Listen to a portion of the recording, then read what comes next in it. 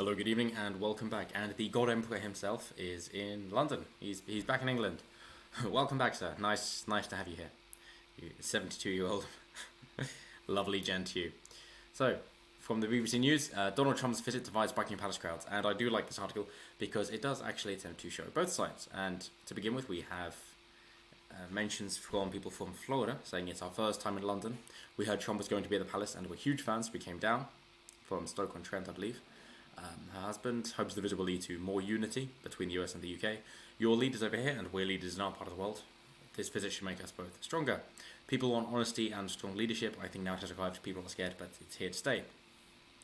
And the thing about honesty and truth, it's what Peterson says, as in Dr. Jordan B. Peterson, that you sometimes are unfortunate enough to have to make the decision between being in a personal hell or a social hell, because if you are true to your own morality and defy a social convention or the common words, then you live in a social hell. But if you conform and go against your own morals, then you live in a personal hell. And it's more often than not easier to decide to live with a personal hell, but in the long run, it's much more painful to do so. It's like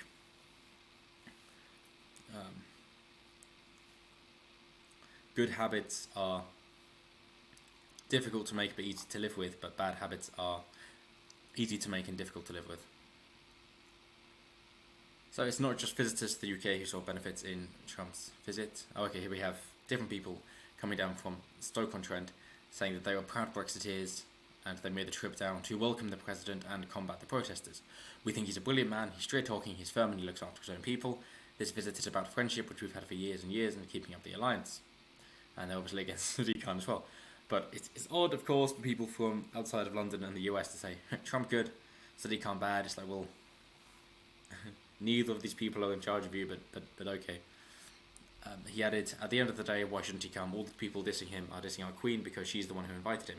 And fair enough, we are still belonging to the monarchy. And the same goes, joining the army, you pledge allegiance to the crown, not to the government. So technically, if the Queen didn't like the government and decided to stage a revolt, she could.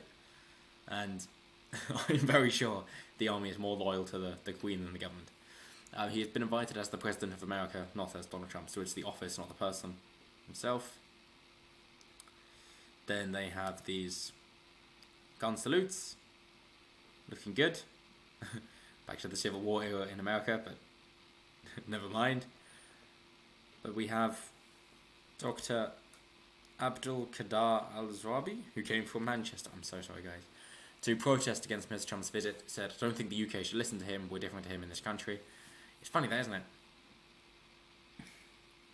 That often you go saying, oh, well, listen to him, you'll see why he's wrong, and I can explain this and give another side of the argument. But these people say, no, don't listen to him, because he's right and we can't have you hearing him. In this country, if you're British, not English, because London isn't an English city anymore, is it? If you're a refugee, if you're black or white, if you're a European or an Arab, you are equal. Well, that's not true, is it? No. Because if you are a so-called refugee, and you could be an economic migrant, and black or an Arab, so brown, not black, I don't know how you wish to qualify these things, especially if you're of Islamic persuasion, then you are given more rights. He's trying to use his influence to change how things are in the UK. We shouldn't listen to him. Do listen to him, prove why he's wrong, because you can't. We have another unhinged lady, Oriel Granville, dressed as the Statue of Liberty. I don't think he should be received in this way. Climate change should be the top of our agenda, and Donald Trump is a climate change denier. He's not listening to scientists who are all saying it is a result of human activity. No, they're not. And it was either China Uncensored or America Uncovered, because they have the same channel, is Chris Chappell, who's the spokesperson, made a good video on this to say, of that, is it 96% majority, that 97% of scientists, that's taking a very select sample of articles which mention climate change, and you're only mentioning the ones who make a definitive suggestion that it is anthropomorphic, which is to say it's human-made. But the vast majority of them don't make a decision to say whether it is or isn't. And when you're in these communities, you can't speak out, otherwise you'll have your funding cut, and that's what you rely on. Money makes the world go round. She added, he is doing so much damage. Oh yes, So much damage with allowing states to make their own rules. Oh no, so much damage allowing freedom. Oh no, so much damage with lowering unemployment. Oh no, so much damage with a booming economy. Oh no. I mean, sure, he's doing damage to communist and socialist countries, right? I can see why you don't like him with the tariffs on China, being against Venezuela, and now the tariffs on Mexico to say, hey, sort out your border, or we're going to keep increasing these tariffs, because Mexico was thinking, they're not going to do that, and then he did, and they said, okay, we're going to have a meeting now. Yeah, right now, you've got time. We want one now. Let's sort it out. So, yeah, good. I mean, it's good to have a businessman if you're having trouble negotiating, because that's what he's good at. I mean, he gets hundreds of millions of dollars a year just from rent. He's doing great, self-made billionaire and all that, and then lost it, then made it again. But it's like E.T. says that, as an Eric Thomas, that he'd rather have his money taken away than his education or his knowledge, because if he has his money taken away, then he still has the knowledge to make it again. And that's like you see with successful business people who make a successful business, sell it, and then make another one. So now we have into the Twitter exchange, which is... US President Donald Trump has reignited his political feud with Sadiq Khan, calling him a stone-cold loser who should focus on crime in London. Well, that's a good point. Here's the tweet. Khan reminds me very much of our very dumb and incompetent mayor of NYC, de Blasio, who has also done a terrible job, only half his height. Oh, he's great, isn't he? He just doesn't stop. Madman. In any event, I look forward to being a great friend to the United Kingdom, and I'm looking very much forward to my visit landing now, which I think is so incredibly important to have a president who has experienced lies, slander, libel, and so much negative coverage from the press, just like Brexit did, that he now, maybe he did before, but at least he's experienced now. If he didn't understand before, he definitely does now, that you can have so many attacks from you and stuff that things now is. And as he said, he didn't do it for money. He had enough money beforehand. In fact, it's a pay cut, considering he had to sign away his assets to his family and then anyone who didn't have anything to do with his campaign, to make sure that it wasn't seen as meddling in the campaign and wasn't receiving any financial aid, even though he said that if foreigners stay in his hotels, then he's giving all the money to the state fund, or the federal fund. But anyway, even when he's doing all the the right things, he's still not liked. And it's good that he understands that, because then I don't think he's going to agree with slander pieces straight away. Like, oh, there's this person I haven't heard of, and he's being torn apart terribly. Maybe that's not true. Maybe I should look into it, or have one of my aides look into it for me. But when he mentions about London crime, we have a few articles, and I like using left-wing sources against themselves, obviously, when they feel like they have to report it. So BBC News saying knife crime, fatal stabbings at highest level since records began in 1946, and specifically on London from the Evening Standard.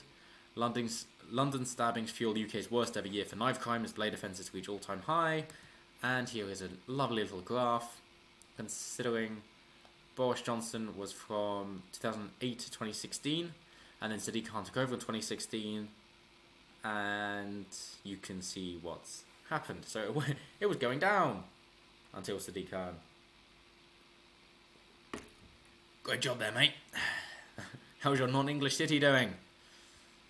And then just to follow things up with Sadiq Khan, he said it's un-British to roll the red carpet for Donald Trump. There's a lot to get through here, but I won't, don't worry. The US president gives comfort to the far right. The Prime Minister should speak truth to power. What do you mean by far right? You can never explain these things, can you? So, praising very fine people on both sides when torch-putting white supremacists and anti-Semites marched through the streets, clashing with anti-racist campaigners. Yeah, they weren't all far right, however you wish to define that. I mean, we can go with Nazi, in which case they're far left, but I suppose that's an issue for another video, but I might have already addressed that. Threatening to veto banning the use of rape with weapon of war, don't know that one, fair enough. Setting an immigration policy that forcefully separates young children from their parents at the border. Maybe it does, but when you say immigration policy, you don't mean that, do you? You mean when illegal immigrants cross the border, they wish to identify who the people are, because they might be bringing children over who aren't theirs in order to win sympathy over, or they might be using them to traffic drugs, or they might be underage prostitutes. There are all sorts of things, and actually separating these children from the adults might be saving the children. And if you're going to go back to, oh, well, look at the photos of the cages. Oh, you mean the ones that were taken when Obama was in power? Funny that. The deliberate use of xenophobia, racism, and otherness as an electoral tactic. Do please give examples. No, you can't. Introducing a travel ban to a number of predominantly Muslim countries, so enforcing what Obama put in place. Oh my god. It's fine when they... it's fine when we do it, but not when you do it. That's it, isn't it? Lying deliberately and repeatedly to the public. He has apologised once, though. No, these are not 30s and 40s, nor the 70s or 80s, not Putin or Kim Jong-un. They are the actions of our leader, of the previous leader of our closest ally. No, wait, the current leader. Oh, wait. It's not true. President of the United States of America. Tried to exploit London's fears following a horrific terrorist attack on our city. Well, I've just shown you why it's just an example of a greater threat.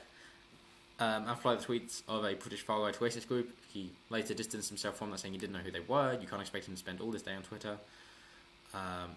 Tried to interfere shamelessly in the Conservative Party leadership race by backing Boris Johnson because he believes it would enable him to gain an ally in number 10 for his divisive agenda. Well, he's just said he's a good guy. It's not as much as Obama saying, oh, Brexit would be bad and we put you to the back of the queue. No, seeing as Donald Trump is saying that we'd be on good terms. And I think that is the saving grace with this. As I said before, that he understands, suffering the slings and arrows of a biased media, that he knows that there are still supporters in the UK who like him, like myself, and want him, and that he won't believe all the slanderous hit pieces seen from the UK at large, but that there is a concern that eventually will go, yeah, fuck you. And I can't really blame him. And I want to leave. He's saying it's one of the most egregious examples of a growing global threat. Sure, I mean, he is sticking it to China, who are now suffering, which means Huawei and 5G are no longer such a big threat. He's had successful talks with Kim Jong-un after Bill Clinton gave them nuclear capabilities and said, oh yes, we're going to give you this to get you out of famine. That didn't work, did it? No. Threatening our hard-won rights and freedoms, like the freedom to bear arms. Oh, you don't like that one? No, you'd rather people were knifed to death, wouldn't you? And the values that have defined our liberal democratic societies for more than 70 years. Like what? Viktor Orban in Hungary, great guy. Matteo in Italy, Marine Le Pen in France, and Nigel Farage here in the UK, using the same divisive tropes of the fascists of the 20th century to garner support, but using new sinister methods to deliver their message. They're not hiding anything. What sinister methods? They're being very open and honest. You can ask them and they will answer.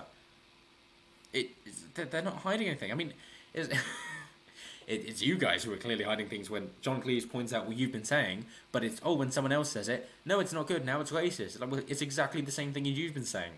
That London is an English city. No, we're a global city. London is open. That's the phrase you use, isn't it? Anyway, we'll just scroll to the conclusion of this.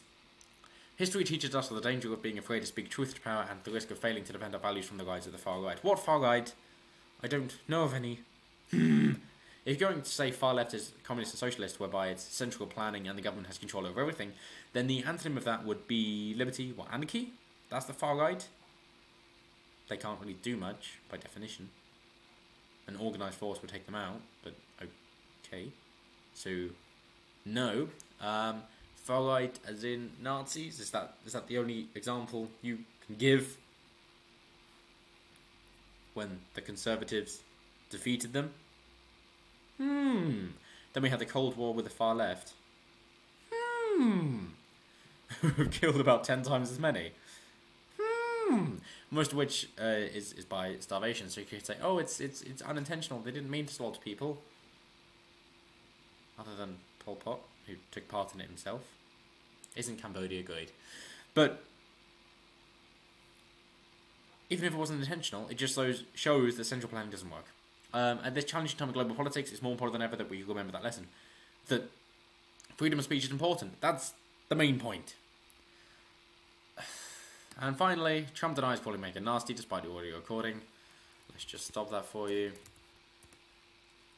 I know it's annoying, it's just late. President Donald Trump has denied calling Duchess of Sussex Meghan Markle nasty despite the comments being recorded. I never called Meghan Markle nasty. No, he didn't. Because when he was told of her comments, which she made during 2016 late night show, I don't know what influences she had before that, but nonetheless, she was probably caught up in the atmosphere. She then called him misogynistic and divisive, and he said, "I don't know that what can I say to know that she was nasty." It's like, okay, cool. So she made some nasty comments, but isn't there the difference between saying that somebody displays characteristics or attributes of a particular character or adjective of like, oh, you're being a bitch, instead of saying you're a bitch? It's that kind of thing to say you've done these things that are bad, and that doesn't mean that you're a bad person. There was the difference. But he does go on to say that he believes she would make a very good princess, and it's nice. I'm sure she'll do it excellently, as she is American, born in LA, I believe. But anyway, that's it for now. So do like, comment, subscribe, all that good stuff, and hopefully we have some exciting, juicy stories coming in the days to come. So I will see you next time, and have a good evening.